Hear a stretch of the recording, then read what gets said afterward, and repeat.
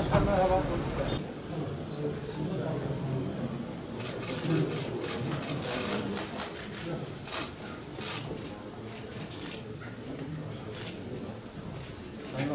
Evet. Başkan buyurun.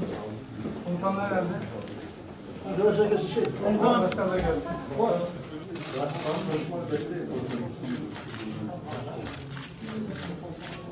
Teşekkürler. Tamamdır.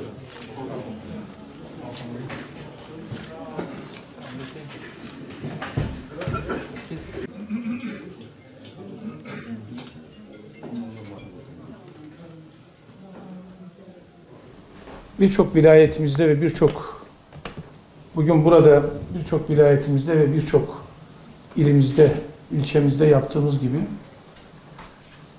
Batman'da tüm güvenlik meselelerini hem bakan yardımcılarımız, jandarma genel komutanımız, emniyet genel müdürümüz, genel müdür yardımcılarımız, komutan yardımcılarımız, istihbarat ve terör asayiş başkanlarımız, Sayın Batman Valimizin ve yine Batman İl Jandarma Komutanımız, İl Emniyet Müdürümüz ve yine Jandarma Bölge Komutanımızın hep birlikte yapacağı değerlendirmelerle buradayız. Ve inşallah terörden asayişe, uyuşturucuya, trafiğe ve gündemimizde bulunan tüm meselelere kadar bir değerlendirmeyi burada gerçekleştireceğiz inşallah. Öncelikle Sayın Batman Valisi'ne ve Batman'da yönetici olan tüm arkadaşlarımıza bu ev sahiplikleri dolayısıyla teşekkürlerimizi sunuyoruz. Aynı zamanda buradaki değerlendirmelerimizi bizim yapacaklarımız var. Valiliğimizin ve İl Emniyet Müdürlüğümüzün aynı zamanda jandarma komutanlıklarımızın yapacakları var.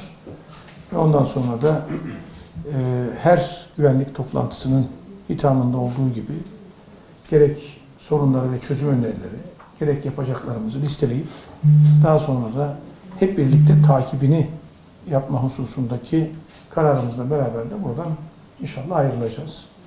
Öncelikle bu toplantımızın hayırlı ve uğurlu olmasını, hayırlı sonuçlar vesile oluşturmasını temenni ediyorum. İstişarede rahmet vardır, bereket vardır. Birkaç arkadaşımız içeri girerken sordular. Bu bildiriyle ilgili ne diyeceksin? Gerekli açıklamaları yaptık. Yapmaya da devam ederiz ama bazen üstlenilen sıfatlar sorumluluk sahibi olmaya yetmiyor.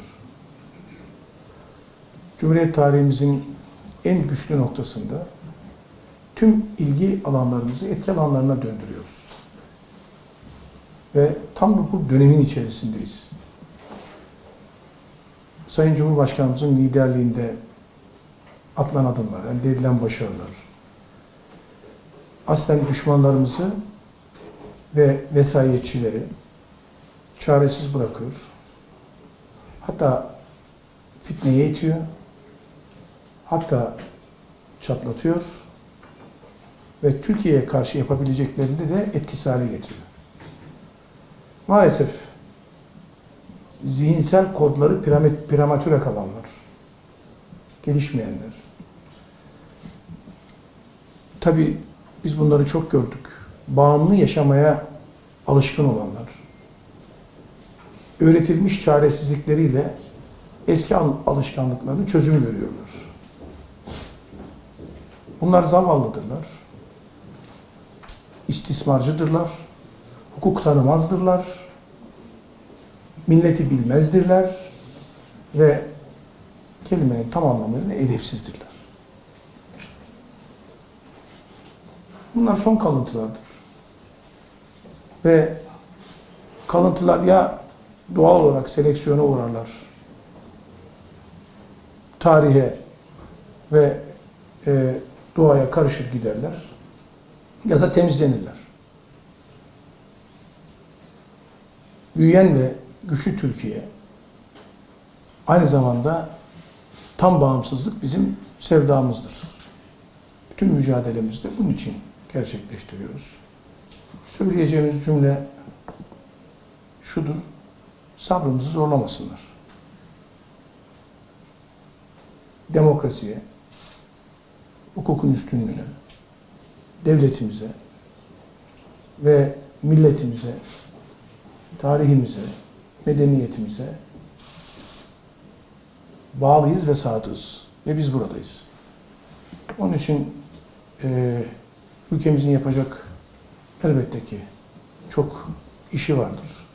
Ve bunları hep birlikte gerçekleştirmeye devam edeceğiz. Bu tip çapaklar çıkacak mı? Maalesef geçmiş hastalıkların sirayet ettiği bazı sonuçlar üzülerek görüyoruz ki oluyor. Görevimiz çapakları temizlemektir.